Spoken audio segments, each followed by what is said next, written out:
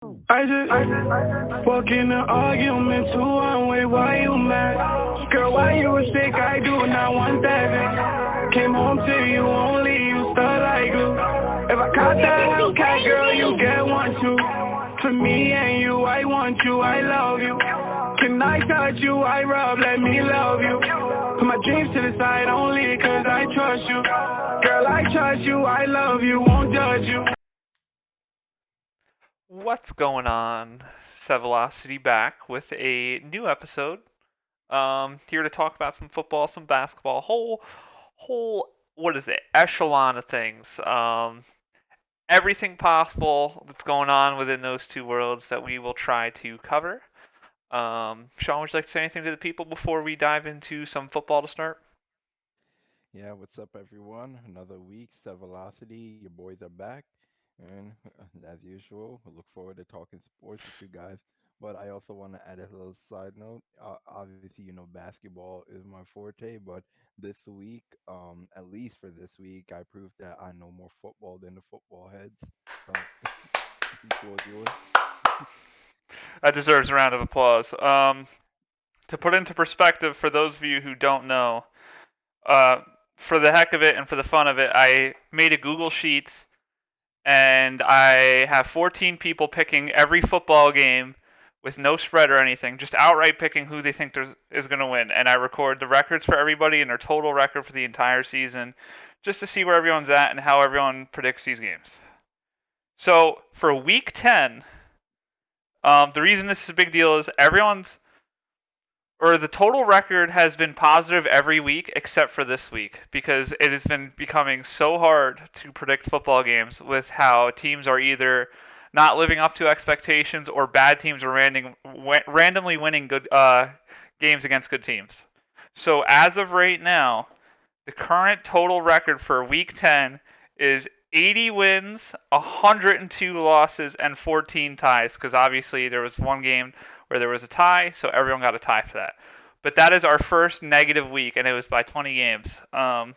Only two people were positive, and one of them was Sean, who had the best record in the league, and he went 8-5-1. Shout out to him, including picks Eagles over the Broncos and Chiefs over the Raiders. Let's see if there was any other big ones. Oh, and he picked the Patriots over the Browns. All right. Oh, and then the Vikings over the Chargers. So some good picks. Positive week from him. Well played, sir. Now let's get into the football part of things. The week to weeks. What's going on? So we'll start with the Thursday night football. As usual, or as expected, the Baltimore Ravens lost to the 2-7 Dolphins. Spectacular, great performance from them. Lamar Jackson really showed up. Actually, out of everybody on the team, he's probably the one person who somewhat showed up, so I can't even get mad at him. Lagoat Jackson. Yeah. But all in all, terrible game from them. I mean, the Dolphins had barely any offense. They find a way to win. Dolphins win their second straight. And this is what I mean. This is, by the way, not a single person picked the Dolphins in the spreadsheet, so everyone got that one wrong. Moving on to the next pick, I picked the Browns to beat the Patriots. Thought that might be a good game. Browns have a great defense. Browns lost 45-7 to the Patriots. Great call by me. You picked the Patriots. Well played.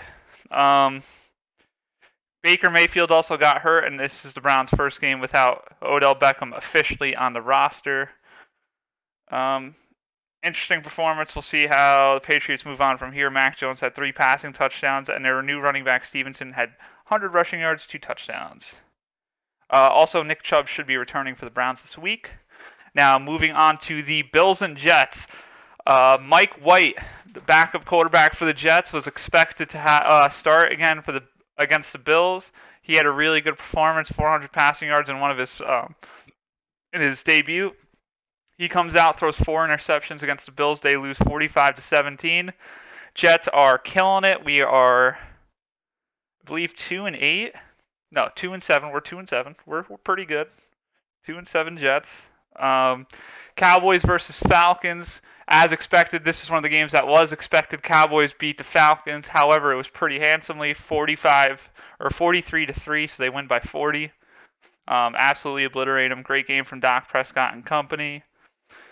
Now, moving on to the Saints and Titans. Titans are one of the best teams in the league currently. They've had a lot of big wins, including one over the Rams. They do have a loss over the Jets, though. They come out against third-string quarterback Trevor Siemian, win 23-21. They advance to next week. Now, Jags versus Colts. Jaguars, bottom of the barrel. Colts look pretty good lately. Colts win 23-17. Jonathan Taylor getting it done at running back. Carson Wentz, decent game.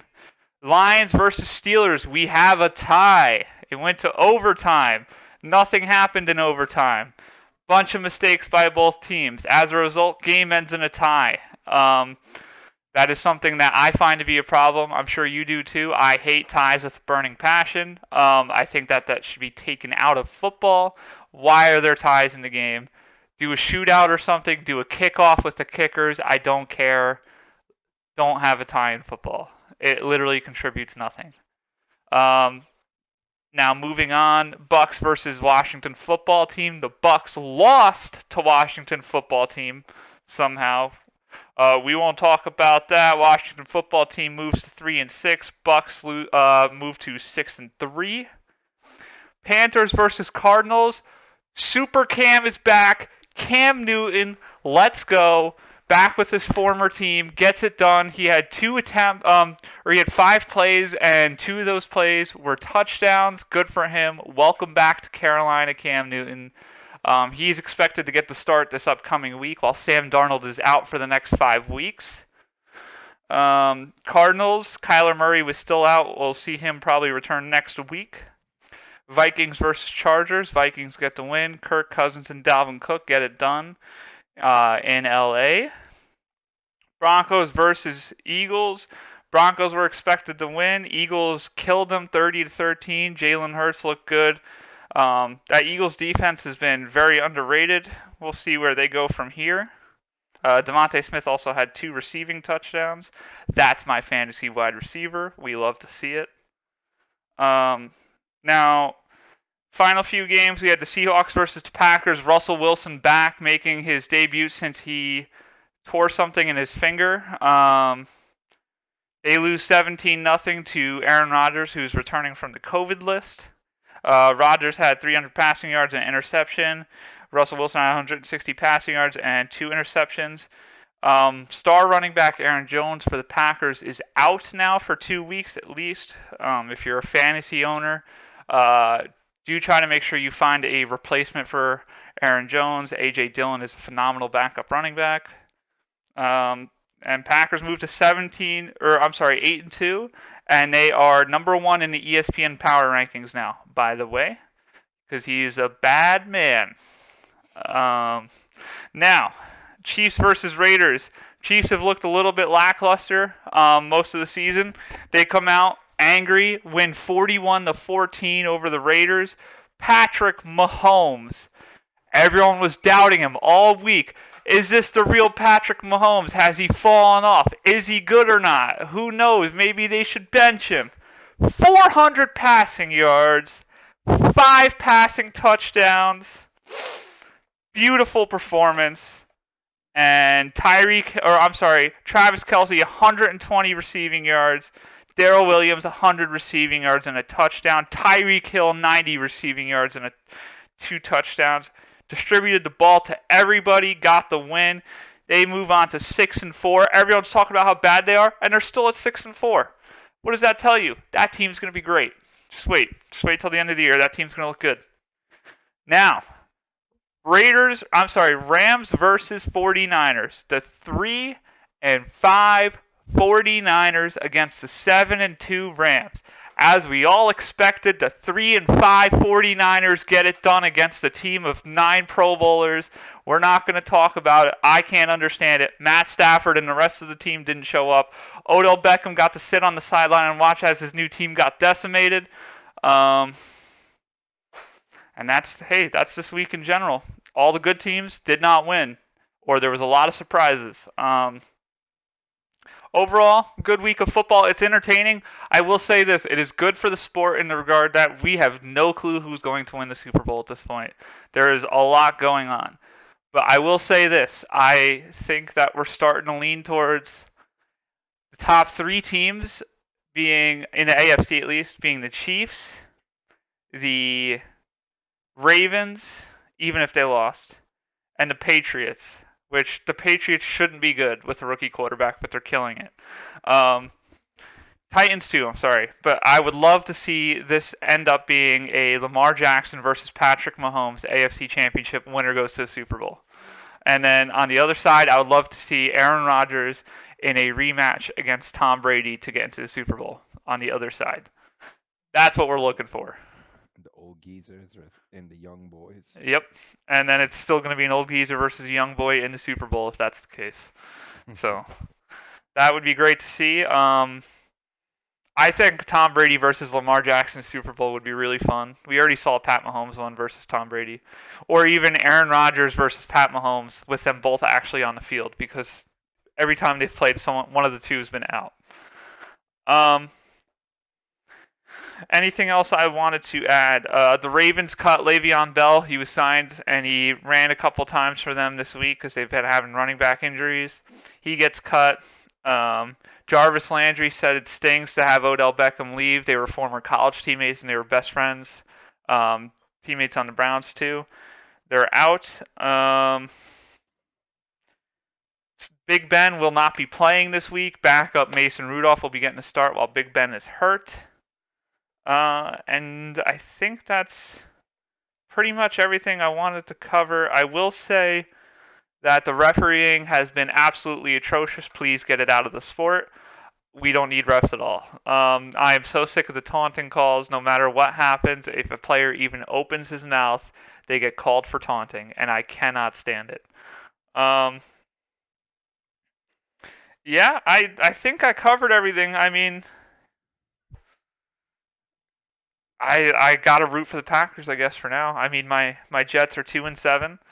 We're gonna be in dead last probably to end the year. We'll see.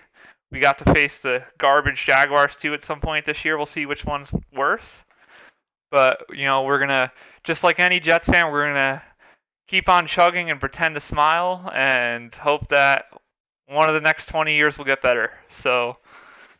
True New Yorker. Yes, New York is so great for sports. I love it.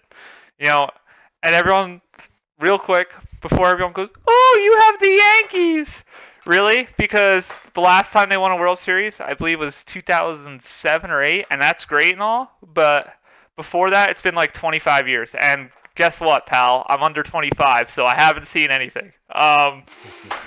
So I would love to see what it's like to have good New York sports, but alas, here we are. Now, we could talk about basketball.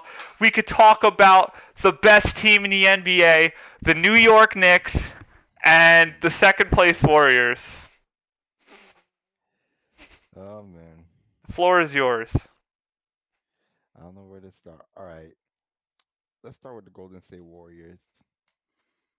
Tremendous amount of credit to Wardell, Stephen Curry Jr. As we all know, Steph the Chef Curry. He's in a MVP. He's in a situation right now. Well, he's been in this situation the past 3 years, even though he got injured like 2 years ago, where he's really had to carry the team like without having like help from a co-star like Klay Thompson, which is something that I at least had question marks about his ability to do so in previous years.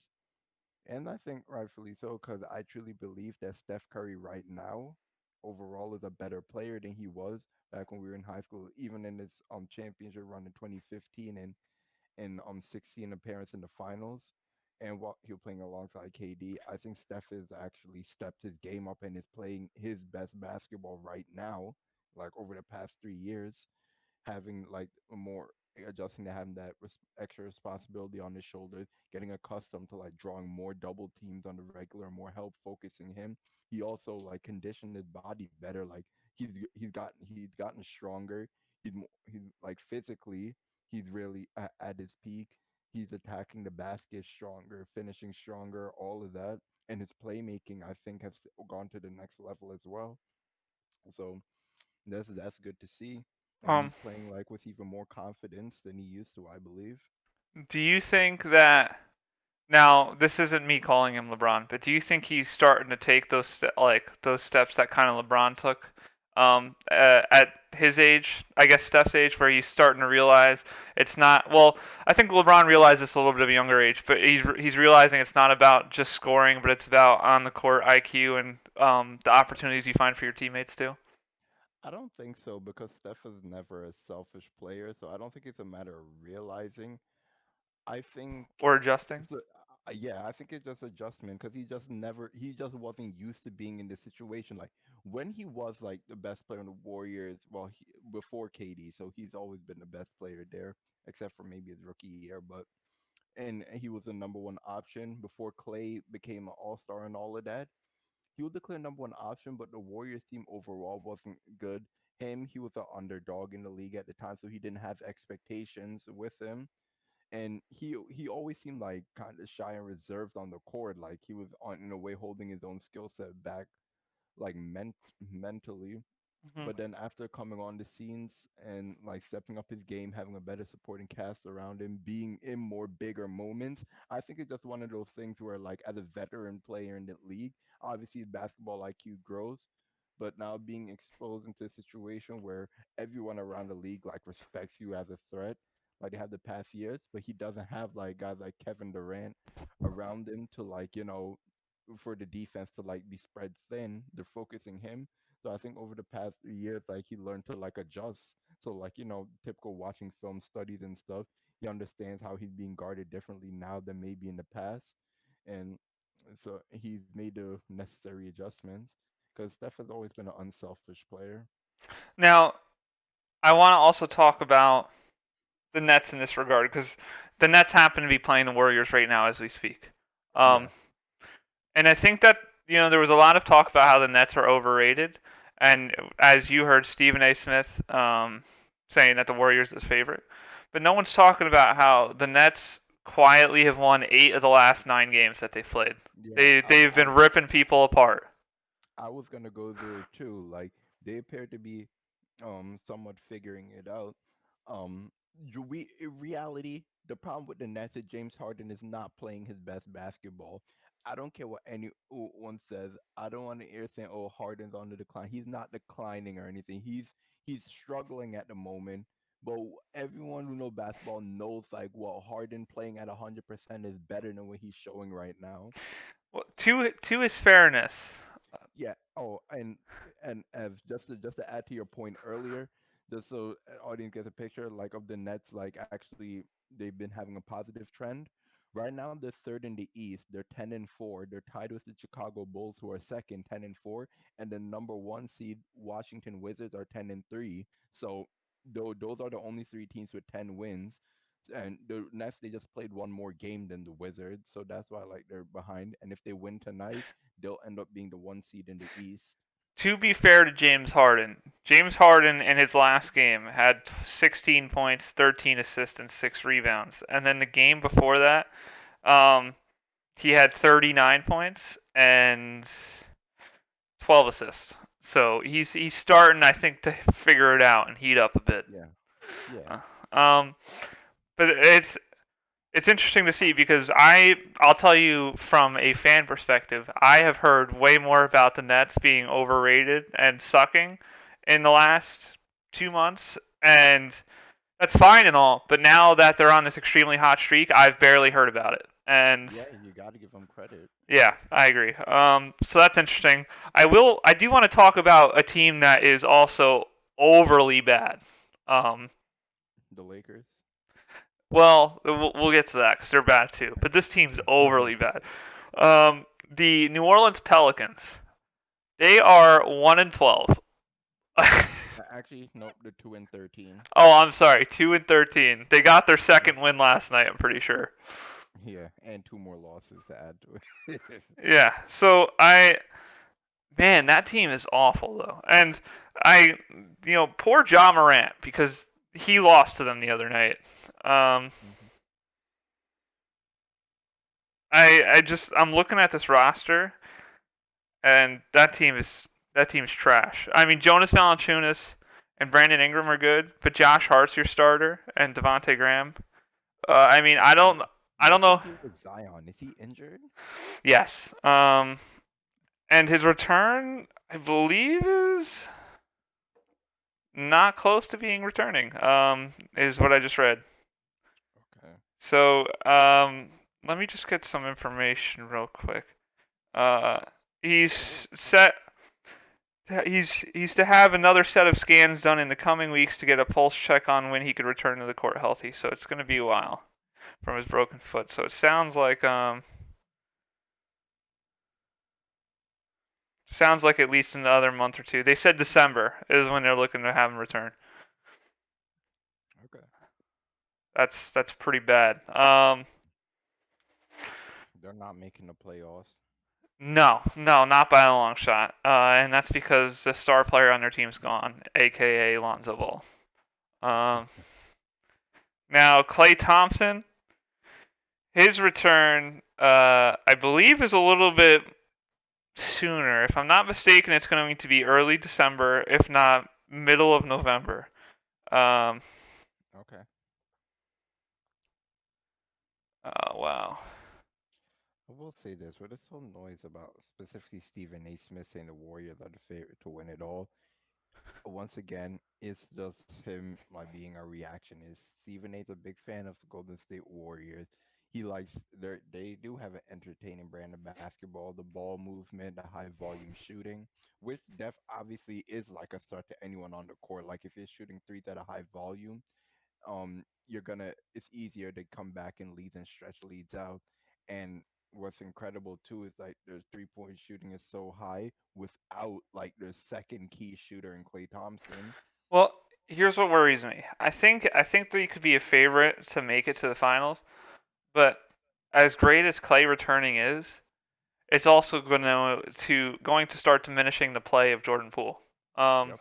because he's not going to be starting, and that's fine. Like Jordan Poole's still a great player, but him and Clay aren't going to just both get 40 minutes simultaneously. Jordan Poole's going to have to sit on the bench because of Clay returning, so he's probably only going to get 20 minutes a game, and he's not going to be able to play as much. So people have to keep in mind that it's also going to be taking away from Jordan Poole. It's not going to be like, oh, just magically these three are going to be great together. They're not going to be on the court a lot. So, I mean, I think once James Wiseman is kind of back to where he needs to be, I think that team is going to be easier to talk about because I think they do have potential, but they're not there yet. This is a Yeah. weird start, though. Like, they are really good right now.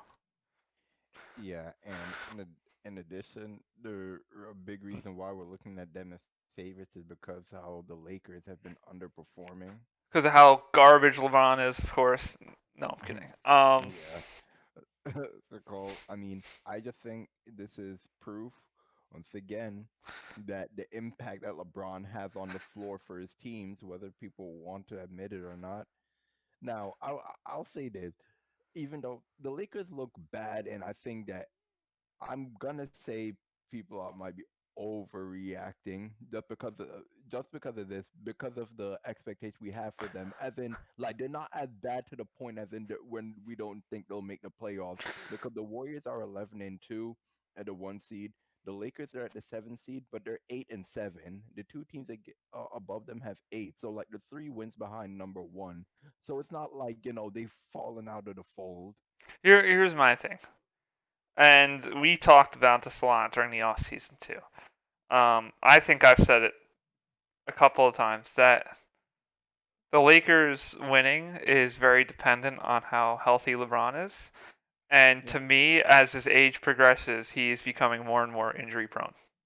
Um, whether we like it or not, because there was points where Miami, Cavs, whatever, he would barely miss a game. But now this is the second year in a row where he's missing, like a third of his games, if not half of them. I know we're only 15 games in, but like the proportion that he's missing games to the games that have been played is concerning. And I think that team can be really good if LeBron's healthy throughout the playoffs and everything. But I don't have high hopes because I'm worried that if he does play, they're going to realize that he's going to have to do a lot for them to win, and then the second he goes to do a lot because he feels like he has to do everything to win, he's going to get injured again, and then it's just going to restart the process. And This most recent injury, I think it's funny. I gotta call it self-inflicted, self-inflicted, just because like it was an abdominal strain, which cannot fathom that even being possible on the basketball court. So to me, it's clear he hurt himself somehow in one of his home conditioning workouts. yeah, So which that's not concerning to me. It's the on the court injuries that really concern me. it I just mean, concerns me him not being on the court in general. yeah, but keep in mind when he had tweaked his ankle like earlier in the year, but what he missed 2 games and was back. But that one that abdominal one, I mean that one doesn't concern me. It was just one of those things like, are you serious? Like John Wall, falling down the stairs or what was it, slipping in his bathtub? Like that's why I call it self-inflicting. But that I'm not concerned with. But I think here's the thing too. I think the injuries for him should be less of a concern this year than last year, just because whether this is controversial because some people like it more than others, but whether you like it or not, his usage rate's not going to be as high as like the past 2 years with the Lakers because they're More talent. paying they're paying Russell Westbrook. Yeah, exactly, and then Carmelo. But and here's another thing that I actually read something about it, and I totally agree with it. And this is actually to call off Frank Vogel because I feel bad for Russell Westbrook in a sense because I think that right now he's essentially being the big scapegoat of the team. He's always the I scapegoat on any team he's on. Yeah, I think that Frank Vogel, his job should be put on the line, and he should be the person in question here. LeBron goes out. Why you are clearly not making the right adjustment for them to work effectively. If LeBron is out and you need someone to fill that three spot, why is Melo not on that starting lineup? That's what I want to know. He started the other day, and I don't know. I think they just. I think right now they're trying to find an identity. So I think what Frank Vogel's doing is he is every game without LeBron, he is playing a new group of five every time. Like even if it's slightly different or way different, he is putting out a different group of five every night. And I think he's trying to figure out which group of five is going to have the most success to start a game. And I don't think he's found one yet. Oh, another key issue. And this one should be blatantly obvious, and this is right at you, Frank Vogel, or Shannon Sharp like to call you Frankie V or Vogues. Do not ever, under any circumstance, have Rajon Rondo and Russell Westbrook on the court at the same time. It makes no sense at all. Can you agree with me there that it makes no sense to have those two on the court together? Um, I don't think it's beneficial that much. I think that they Yeah. do have things that they could do together, but it's not nearly as beneficial as keeping them separated. And I want to say that even though he's my favorite player, he does deserve criticism. Carmelo's been great for the most part, but there are games where he just doesn't get it through his head that shooting 4 for 25 is not going to help your team win. Like Yeah. you got to get the message at some point that it's a rough night and you need to stop shooting the ball. Because I know he gets on those really hot streaks, but there's been a couple of games recently where he has missed everything, and it has cost that team greatly. And sure enough, Russell Westbrook gets blamed for it, and it's Yeah. just a bad look. You know what it really is with Russell Westbrook? They're literally just looking at the turnovers he's getting, Yeah. and they just paid it for the stats that he's like put up earlier in his hmm career. hmm They expect him Like, to be Oklahoma City, Russell yeah, Westbrook. and I hate people are pretending like this version of Russell Westbrook was that Russell Westbrook in Oklahoma City, the MVP Russell Westbrook. I don't care what. Let me tell you something, haters.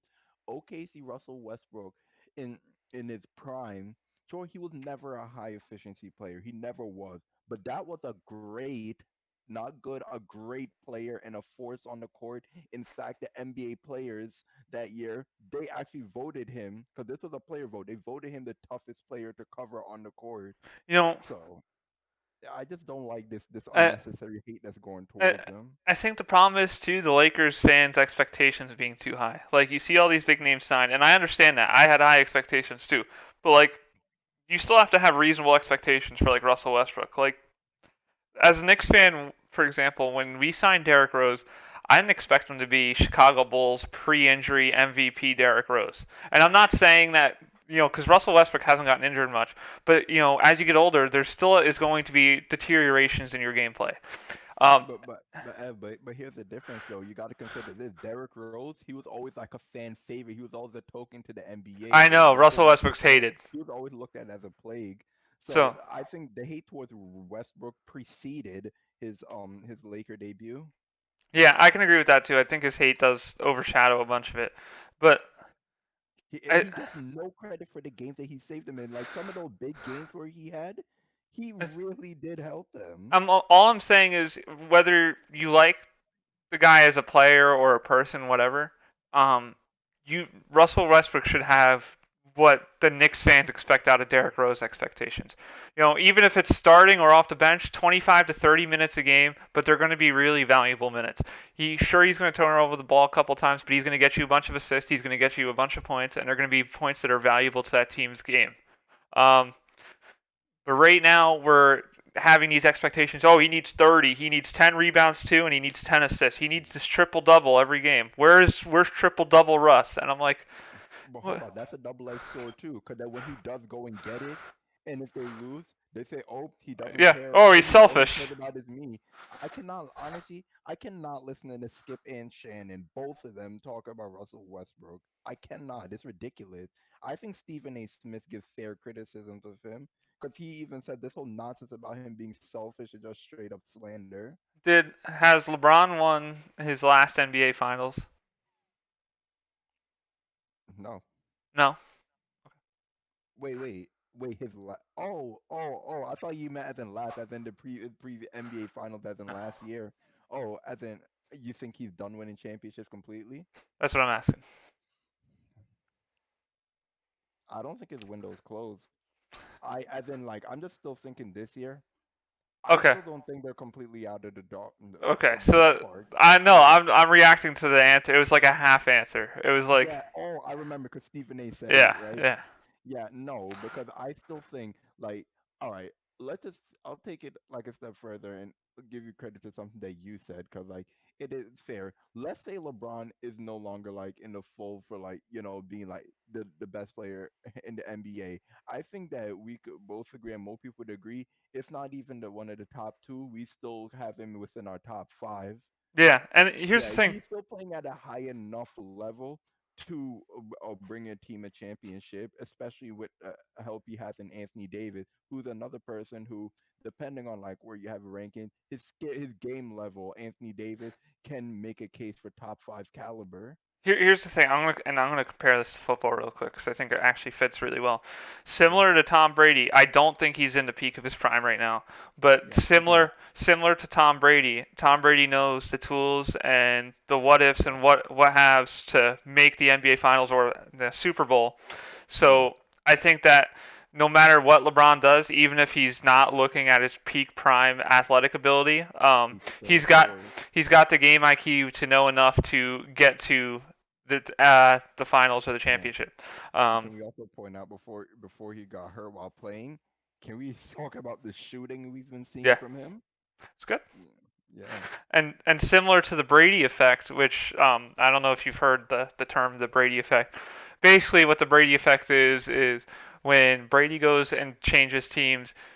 So when he went to the Bucks now move to this is a winning organization. Like we yeah, need to win because Tom Brady's here, and as a result of that, too, talent around him came to the team, like Antonio Brown and a couple other players. Rob Gronkowski came out of retirement, so yeah, similar.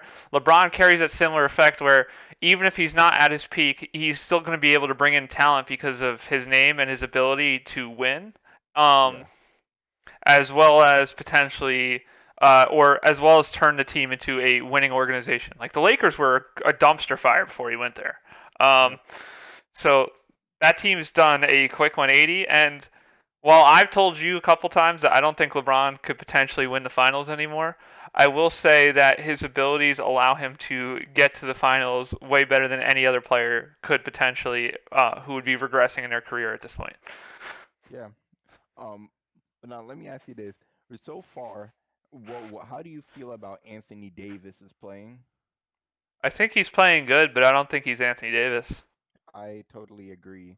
He's had some of those games where he's showing vintage Anthony Davis, but then dropping again. Well, last game, I think I sent you that video where the ref ejected him because he was literally trying to put his Tying his shoe shoe. back on and told the ref, "Wait, I need to put my shoe on." So that was Yeah. ridiculous.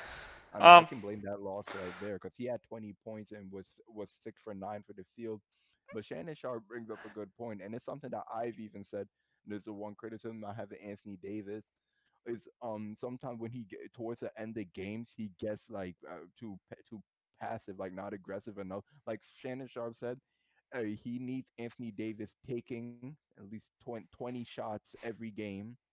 Here's the thing: when LeBron's gone, he needs to be that guy, Yeah, and he's someone that, no disrespect to him, he likes to defer that role, especially late in the game, like you mentioned. yeah, Um, and when you have guys like Carmelo and Russell Westbrook, when he defers that role, those two are happy to take it, and I yeah, don't think that's necessarily where their role should be. Like I know exactly. Carmelo's been good at points, but he does not need to be the guy that's shooting the ball constantly late in the game. And Russell Westbrook is good too, and he should be the second behind AD while LeBron's out. But Yeah, AD needs to be the guy out of everybody. He yeah, needs to be the guy yeah. that everything's running through. Yeah, like I've texted you multiple times. Like I said it when LeBron's not there, because when LeBron is there, he feeds AD that ball. So Hmm. in a way, AD's like forced to. I think AD overall plays more confident when LeBron I is was going on to his say that I team. think LeBron inspires confidence for AD because Yeah, LeBron I feel like has the mentality of like look at you, you're massive. Look at your abilities. Like you could destroy anybody to go and yeah. do it. He kind of I inspires that on him. I would not be surprised if LeBron is every night you think, AD, you are such a special talent. You need to embrace it. Yeah. Like, yeah, I don't think you know how special you are. Because it annoys me so much, like, toward the end of the game when LeBron's not there, where I see so many possessions where AD's not even getting the ball. And, like, 'cause sometimes when I see him posting up, I'm like, all right, send AD the ball. But when AD's posting up at the end of the game, he's not doing what Big's doing, like clapping or saying, give me the ball. It's like he's just watching, just saying, all right, I'll get the ball if I do. He needs to demand the ball more. I could see a situation too where the Lakers make a move before the deadline, not to get like rid of Yeah, any of their star players, but to get more. Um, yeah, and someone I want to keep an eye on, depending, the Sixers. Right now, what's the record? Where are they standing at? Oh, I have the app right here. I'll tell you right now. They're seventh right now. They're 8-6, so they're still within the fold. They're only 2 wins behind Here, number one. here's my thing though. Let's say Embiid gets hurt, or Hmm. Embiid starts playing less and less because he's having a few injuries here and there, which Embiid does have often, and Ben Simmons still doesn't return. Hmm. I could see the Sixers becoming an organization where they start selling at the trade deadline. At least big name player like Tobias Harris specifically. Yeah, I could see Tobias Harris being traded before the deadline, to a team that could take on his contract and a team that needs him, like the Lakers, because I feel like the yeah, Lakers would love Tobias Harris. Even if me and you both agree he should be a small forward, but yeah, on that team, if he could play power forward, or I'm sorry, I guess stay small forward and let Carmelo come mm, off the bench and let AD yeah, play power forward. I think that would definitely help. At least you have such a group of big forwards and a center where rebounding won't be such an issue where you're forcing AD to get everything. yeah. I'm of the mindset. Like these are some guys that I think the Lakers could definitely give up. Number one, I don't think Ken Bazemore's been playing like effectively for them. I don't think Um, Malik Monk's been that great either. he's But been he's inconsistent. yeah, and he's also really young, and I don't think that they're gonna part with him Yeah, yet. when he plays well, like he's a big reason why they win. I think Kendrick Nunn could go. Kendrick Nunn deserves a bigger role on any team, but he's like the 10th or 11th best guy on that team, unfortunately. Yeah. This kid Austin Reeves. I mean, he doesn't get too much playing time, but I mean, I think he's one of the better perimeter shooters on the team. Yeah. I mean, I think given like the role that he's been playing well. Um. Um, Yeah. yeah, I think those are the guys that need to go. Oh, and Trevor Ariza is useless I right think now. I think the Lakers need to make a big move, even if it includes first round picks, for a center, like a real center, Yeah, like not yeah, not like a 45-year-old center, a real center. yeah. Because who do they have? They have Dwight Howard and who's And DeAndre Jordan. yeah, Marcus All was cut, right? Or Yeah, okay. So here's my thing. I think, hear me out. I think that they should make a move for Miles Turner, and I think that he would be easily given up for a first round pick and maybe two bench players, and that is someone that could start all 82 games for you, yeah, and allow AD to play power forward, and he's yeah, huge too, good rebounder. yeah. And he's athletic and he's a good rim protector. I would ship DeAndre Jordan.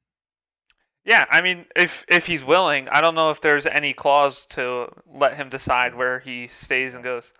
If I had to choose between keeping DeAndre and Dwight, I'm keeping Dwight. I agree. I agree with you actually. Mm. DeAndre Jordan just feels like a 55-year-old man on the court. No Yeah, disrespect to him. the sad part is he's younger than Dwight Howard too. I know. Dwight Howard, to his credit, knows how to be a contributor late in his career. Mhm. Yeah, And he knows his role specifically. But yeah. Miles Turner would be a great addition to that team. Or what if they reunited LeBron and Kevin Love? No. I know he's smaller too, but I think that Yeah. Kevin Love would also be way better with him than he is trapped on the Cavs as a sixth man. Yeah, like, but still, like the fact that Kevin Love is a six man now, he's gonna be worse than he was for them when he Well, was a starter. I think they're truly just killing his career in Cleveland. Everyone knows he doesn't want to be there, and now I think that since they know that, he's not starting or anything too. I think he's I capable mean, of being a starter. there are some pros like having him out there to stretch the floor with his shooting Yeah. as well will be beneficial, but I do I agree don't that they know. need a true big man. Like the two that come to mind are like Miles Turner, even Clint Capella.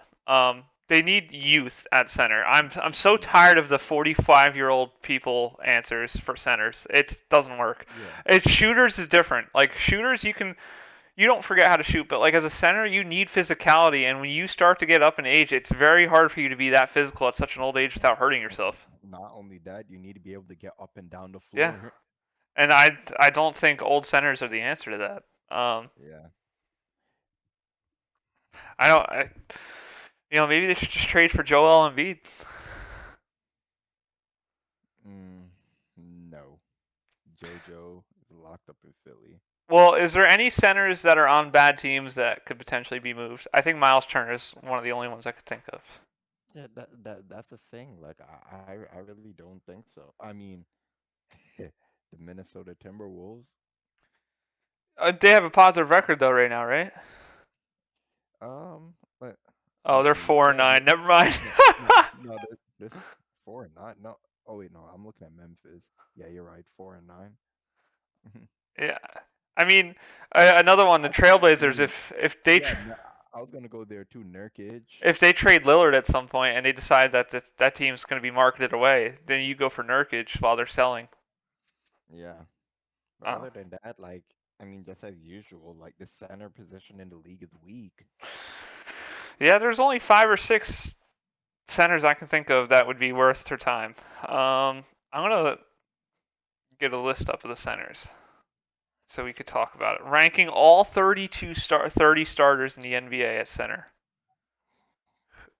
Number 1 is Jokic, and then 2 is Embiid. By the way, 3 is Towns, 4 Rudy Gobert, 5 Bam, 6 Vucevic, 7 DeAndre Ayton, 8 Capella, 9 Turner, 10 Nurkic. So it was all the people we had in mind. Jonas Valanciunas is one of them. I know he just signed with the Pelicans, but if the Pelicans are going to be, like 7 wins at the All-Star break, I'm pretty sure they don't mind trading guys away for picks. Yeah. Um, Christian Wood won't be moved. He's too young. Jared Allen's been great for the Cavs. He won't be moved. Brook Lopez is essential to the Bucks. He won't be moved. Rashawn Holmes is young. Zubac is garbage. He's 16 on this list. His peak was the first year with the Lakers. He's ranked one spot above Mitchell Robinson, which already bothers me. Steven Adams would be another one. He's 19th on the list. No. You know who's an underrated center? The center for the Spurs. Podol, I think his name is pronounced. Yeah. He's pretty good. Young but good. All right, so if you had to give me your top 5 teams in the NBA right now, what would your roster be or your rankings be? In order. Okay. You could take out your standings if you want. Yeah, I'm looking at it right now. And taking into account like the success they've been having, and what they have on their roster as well. That could skew some things. Holy crap! I just got to also point out I did not even realize this. Milwaukee's 11th. They're only 6-8, but yeah, Middleton's been barely playing Batman. All right, so number 1 right now, I'll say the Warriors. Number 2, the Bulls. Yeah, I can agree. The Bulls look really good. Now 3 through 5 is where it's gonna get tricky for me. 3, I'll say Brooklyn. I don't think I'm putting Washington in my top 5. Yeah, even with the record. Yeah, I don't believe in that. All right, so yeah, I said Brooklyn 3, then 4 and 5. 4, I'll say Phoenix. Okay. And then 5. They were off to an awful start. Now they're 10-3. Yeah. Then number 5, the Miami Heat. I don't know if you knew this, but the Suns were 1-4 to start, and they're on a 9-game win streak. 1-3. Yeah. Because now they're 10-3. Yeah, so they're on a 9-game win streak. That's incredible. Here comes the sun. Do do do do. I think if you had to give me, I'll put the Warriors at number 1, just like you. Well, actually, let me start at 5. I will put the Heat at 5. I think the Heat. I thought you were gonna say, all right, I know what you're gonna do. Put the Knicks. No, that's number 1. No, I'm kidding. The Heat, I would say, are number 5. I'll say number 4 is the Suns. Number 3, the Bulls, and then number 2, the Nets, and number 1, the Warriors. Oh yeah. Just remind me, did Vucevic get injured? I think he's playing. Oh, okay. All right, yeah. I must have read something else. But yeah, that Bulls team right now, best offense in the East Coast. Maybe the best offense. Their offense is rivaling the Warriors right now, if not maybe better. I'm going to say something controversial, and it's probably going to get you angry. It's DeMar DeRozan, right? It's DeMar DeRozan related. Yeah. Say it. DeMar DeRozan looks as good, if not better, as when he was on the Raptors right now. I think he looks better. And, I mean, significantly better than the Spurs, of course. But, like, right now... He had better help around him, too, right now than he ever did. But he's the best roster he's ever played on. Would you debate that he's the best player on the team? Because I know Zach LaVine is probably getting that label, but right now DeMar DeRozan looks the best. In terms of recency, he's been the best, but I think long term, like throughout the season, I think it'll still be LaVine, but I'll leave it up to DeRozan to prove me wrong. Here's the thing, though. I feel like LaVine does more stuff on the court than DeRozan does. To DeRozan's credit and LaVine's credit, I think what DeRozan contributes to is not only is he contributing the scoring and everything that he's in the mid-range, but I think he's contributing some leadership to LaVine's growth. So, like, LaVine will have those 40 to 50-point games a lot last year where he would lose because even if he was scoring a lot of those points, he didn't know the recipe to exactly win. It wasn't just points. There was other issues on the court that weren't being addressed by him where they were losing games. Whereas now I think DeRozan has kind of showed him it's not all about points. There's other things that you could do on the court. Like now LaVine's getting like 5+ assists almost every game. So like you could see that he's kind of contributing in more places on the court outside of just scoring. Well, I think it's more so. I don't know if I'll say necessarily learning that from DeRozan because DeRozan, for the most part, is just a scorer himself. I think Levine had better scores around him, so like guys are I know making there's help shots, and too, yeah. he believes in his teammates more. Like But hell, Vucevic, that's an easy assist right there. but they have so much help on that team now too. Like it's an underrated Oh, team. Um let's talk about Lonzo's big game the other night. What did he have? Like 27 points? what, against the Lakers? Was it the Lakers? He had 27 points, 8 assists and 7 rebounds. Yeah, that's And insane. DeRozan had 38. Yeah, And Levine had 26. don't you find it a bit weird how we haven't heard any LeVar? It's a miracle. I guess he's all about LaMelo. But like you look at this team and they started Alex Caruso in that lineup, but and Vucevic didn't play, so maybe he is hurt. But Caruso is starting in that lineup now, and I think Caruso's, even when he's not scoring, has been a phenomenal contract for the Bulls. Like he's done a lot for that team that no one talks about, especially defense. Yep. But you have guys like Kobe White on the bench. Like that's how good your team is. And Kobe White's playing like 10 minutes a game. And he's in his second year. He's a good player. The real Mamba. He's averaging 0 points a game too, by the way. He's only played one game, but when Kobe White's fully healthy, he's better than Kobe Bryant. Relax yourself. I'm just saying he's going to be a good sixth man to have, especially to fill in for Lonzo if he's hurt or needs a rest on the bench. Now, I want to talk about. So, I don't know if you heard the bad news in regards to the Cavs. You already know Sexton's out for the year, but now Evan Mobley's out for a month. The rookie, the 7-footer. So now it's down to Jared Allen, Darius Garland, Ricky Rubio, and company. That team, they got taken down a size. yeah, that team's good too. It's a shame. Oh well, now you're probably gonna see Kevin Love play a lot. I'm not 100% certain, but Jared Allen's been. All right, I'll say the controversial thing. Jared Allen, the way he's playing right now, is the top 6 center in the NBA. I mean, that's not saying much, but sure. Top 6? That's pretty good. I don't think that's saying much, or sure. Outside of the top 3, there's a big dip. Well, that's perspective. Keep in mind that's perspective that DeAndre Eaton's number 7 on that list. He's playing. You have him at 7. I just looked at a top centers list and they had Jokic, Embiid, Towns, Gobert, Bam, and then I forgot who was 6. But those were the 5 that were above Ayton. You know what it is? I think part of me just always forgets that Bam is listed as a center. Mm-hmm. Because he's 6'9", I always consider him a power forward. But like, let me see if I can pull up Jared Allen's stats, because truly he has been a great player for the Cavs. And like I told you a million times, I cannot understand why they traded him away. The Nets. Yeah. So right now, Jared Allen, 23-year-old, 6'10" center, is averaging 15 points a game and 11 rebounds a game. Doesn't sound like amazing on paper, but also the last 3 games he scored 20 plus, while also having 10 plus rebounds a game. So I think, last 3 games, 16 points, 15 rebounds, 24 points, 17 rebounds, 24 points, 16 rebounds. Been phenomenal.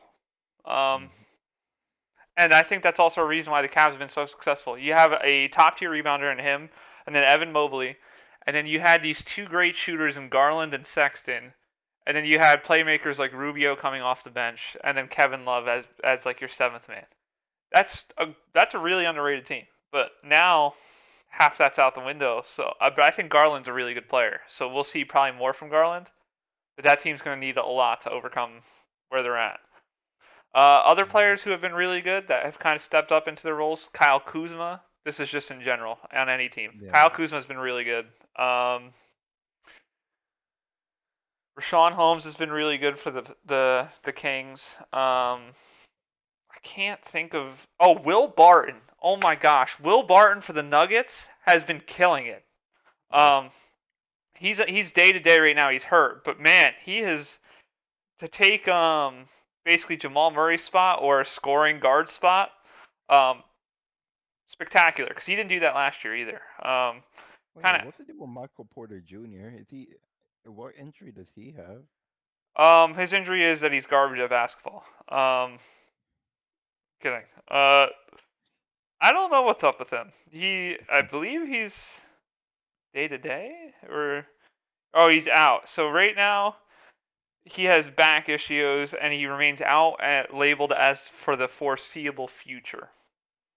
So it is down to Jokic, Barton, and Aaron Gordon, if you count him to really contribute much. Okay. All right, team. Speaking of which, Jamal Murray update. Let's see his return timetable. He's probably got some time to go still. When did he tear his ACL? I think it was early last season.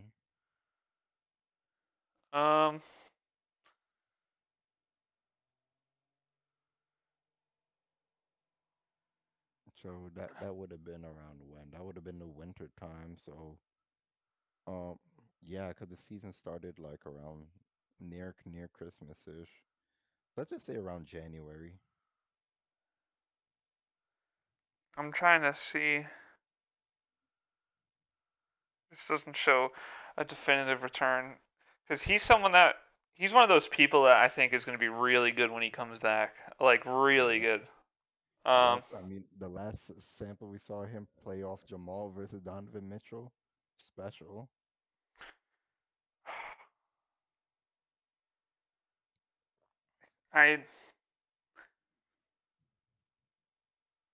There's no timetable for his return, so which tells me it's probably going to be after the All-Star break. When is Jamal Murray back? Tell me.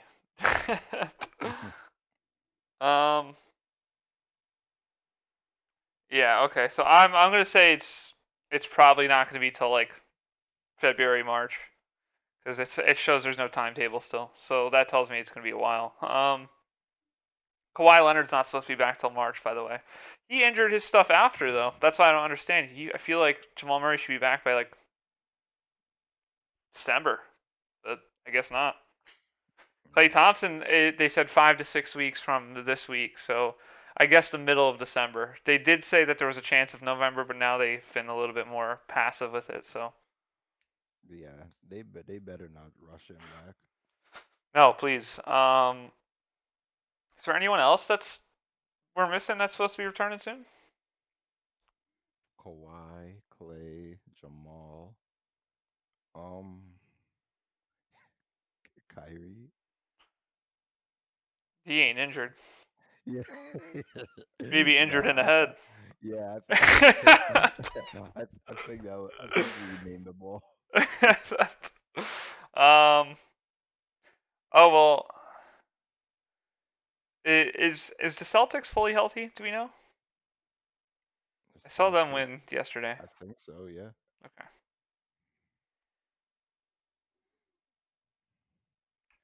Just flipping through the injuries. Okay, so all right, here's the full update. Jaylen Brown is out for tonight's game, or tomorrow's game. Sorry. He hurt his hamstring. DeAndre Hunter's still hurt for the. Oh my! Didn't DeAndre Hunter just return for the Hawks? He's out 8 weeks again with a wrist injury. What the hell are you doing on the court? Look at the flick of the wrist. Oh my gosh. He's shooting the ball too hard. He's flicking it too hard. That team's so hurt. He's out. Kurator and Bogdanovich are both day to day. Damn, limited shooting. Joe Harris is going to be out multiple games for the Nets. Paul Millsap is out for the Nets. Nick Claxton is out for the Nets, and then Kyrie is just not playing. Yeah. Gordon should be fired. Yeah, I'm flipping through everything here. This is every NBA's team's injuries. Gordon Hayward for the Hornets is day to day. Bulls, Caruso's day to day. Javante Green's day to day. Vucevic is out. He tested positive for COVID, and he'll be out for at least 10 days.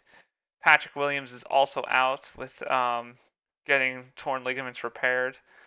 The Cavs, wow, the Cavs is brutal. There is Lamar Stevens is out. Lauri Markkanen is out. Kevin Love is out. Jared Allen is out due to illness.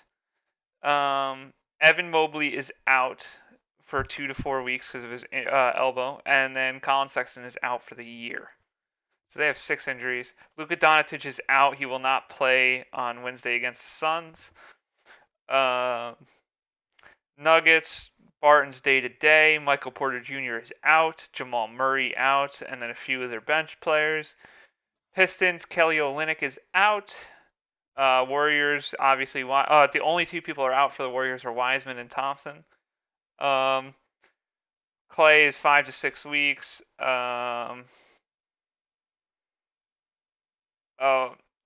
And he's close to playing 5-on-5s in practice. And Wiseman is expected to progress to participating into 3-on-3s this week. So we'll see where that goes. John Wall is out. I believe he's not going to be playing for the Rockets at all this season. I think that's just a contract issue. The Kevin Porter Jr. is also day-to-day. Chris Duarte for the Pacers and TJ Warren are both out. Clippers, Terrence Mann, Keon Johnson, Justice Winslow, Marcus Morris, Kawhi Leonard, and Jason Preston are all out. Lakers, Anthony Davis is day-to-day, and he is probable to play against the Bucks on Wednesday. I don't get what is with the date. They've been saying he's day-to-day, but he's been playing consecutive games. He's not hurt. Mm-hmm. Dombia is out for the Lakers. LeBron is out. And he's expected to return to action Friday against the Celtics, by the way. Kendrick Nunn is out. He is without a firm timetable for return. Austin Reeves is out. Trevor Ariza is out. Just a heads up for you, my man LeBron. Your boy Skip misses you right now. He doesn't have much to talk about, so he's been just referring to you as Lagon. He doesn't know what to do. Yeah, he just calls him, hey Shane, how's your man Lagon doing? The Heat, Marcus Garrett is day-to-day. Jimmy Butler is out. He's questionable for Wednesday's game against the Pelicans. He's likely to not play. I forgot who they played when he got injured. I was so mad. Markieff Morris is out, neck injury. Probably from whiplash from Jokic bullying him. It was against the Lakers. Sorry, I just remembered that's where Jimmy got hurt, against the Lakers. Dwayne Dedmon is day-to-day. Bam Adebayo is day-to-day. Dedmon sucks. And then Victor Oladipo is still out for Saturday's game in Utah and is without a timeline for making his season debut. So we will see when he returns. The Bucks, Chris Middleton is expected to return in Wednesday's game against the Lakers. So Middleton and Giannis will be against the Lakers. The Dark Knight Rises. Brook Lopez is still out. Dante DiVincenzo is still out. George Hill is day-to-day. Timberwolves, Naz Reid, Josh Okogie, day-to-day.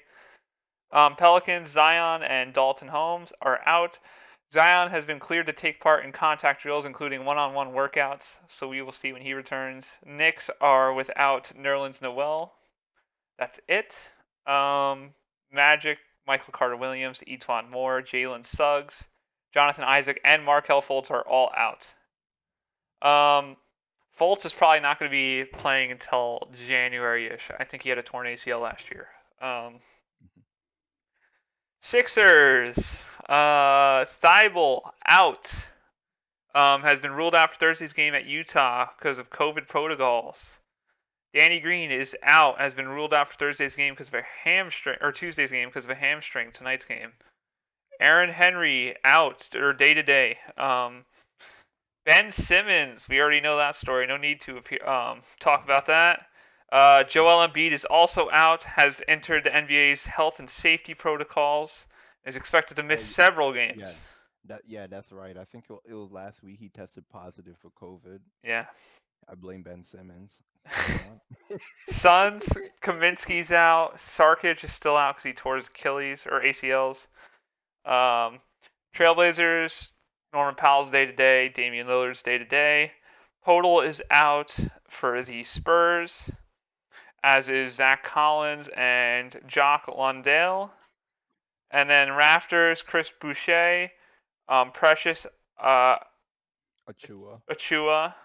is day-to-day, and then Utah Watanabe will be out as well. And then lastly, we go to the Jazz. Elijah Hughes and Rudy Gay are both out. Or I'm sorry, not lastly. Wizards, Davis Bertans is out. Rui Hachimura and Thomas Bryant are all out. And that is the entire NBA injury report. Every NBA team, those are your injuries, for even the ones that are season-ending and current. Yep, so that's what everyone knows. For Velocity, Evan is our Adrian Wojnarowski. I try my best to just have everything in my head. I mean, same with football too. Used to be called, as a kid, my mom used to call me Sports Center.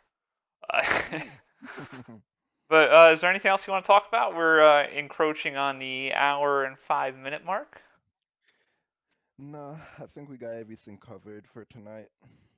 All right. Without further ado, I hope you all have a great week of sports. We have a couple good games: Bucks versus Lakers tomorrow in the basketball world. Wait, I just want to point out, Evan, this is a perfect matchup that we wanted. Like, cause you said Middleton might be there, but still, regardless, I will take the bet. We'll see AD and Giannis head to head. No, let's not bet on a win. Let's see who's gonna outplay who. Well, all right. Which do you want to do? Who wins or who's gonna outplay who between AD and Giannis? Straight up. Well, I want who wins. All right, fine. We'll do who wins. Okay. Our typical bet. It's a meal. It's a meal. Is that going to be doable during Thanksgiving week? Yeah, sure. I'm gonna be around through Saturday. You heard it here, guys. I'm gonna get some free Buffalo Wild Wings on Saturday. Hey, Mello, you better not be Mello on the court. You better be Carmelo. There would be no worse karma in the world than Carmelo dropping 40 on me to beat me tomorrow. So yeah, watch some good games tomorrow. Like I said, Lakers versus Bucks. In the football realm, I believe we have a decent game on Thursday. Let me double check. Patriots versus Falcons. Falcons aren't great. Patriots should get the win, but we'll see how that goes. That should be a good game. For the Giants fans out there, they faced Tampa Bay in Tampa Bay against Tom Brady and company. So on Monday night, we'll see how that goes. Cardinals, Seahawks, Cowboys, Chiefs. You might want to watch that one. Other than that, Cam Newton will be making his starting debut against Washington football team this weekend, returning to the Panthers. The reason why that's important is Washington football team's head coach is Cam Newton's former head coach for the Panthers. So that might be a good storyline to watch, keep an eye on.